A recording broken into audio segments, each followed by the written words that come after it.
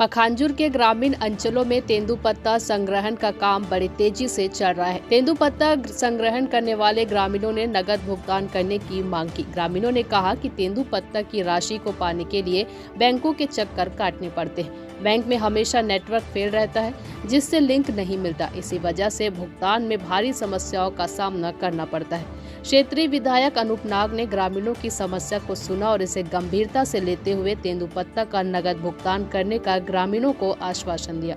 नाग ने ये भी कहा कि पिछले साल मैंने हमारी सरकार से कहा था कि हमारे क्षेत्र के तेंदुपत्ता संग्रहण करने वालों को नगद भुगतान किया जाए।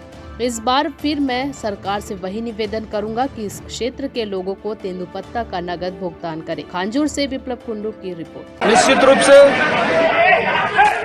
हमारे क्षेत्र जो कि गरीब तबके, मजदूर तबके के लोग हैं, जो अभी पत्ता तोड़ाई में पूर्णतः लग गए हैं और यहाँ नेटवर्क हमेशा खराब रहती है। अगर ऐसी स्थिति में अगर उनकी कड़ी मेहनत के पैसे के लिए लेने के लिए चक्कर काटना पड़े, जो उचित नहीं है। इन्हीं सब चीज़ों को देखते हुए पिछले वर्ष मेरे द्वारा हमारी सरकार माननीय मुख्यमंत्री भूपेश बघेल जी से निवेदन किया था कि मेरे क्षेत्र में तेंदुपत्ता की नगद भुगतान कर दिया जाए। सरकार से क्या मांग करते हैं आप? सरकार से मांग करता हूँ, पिछले साल जो तेंदुपत्ता का नगद पैसा दिया था, इस साल भी नगद दिया जाए।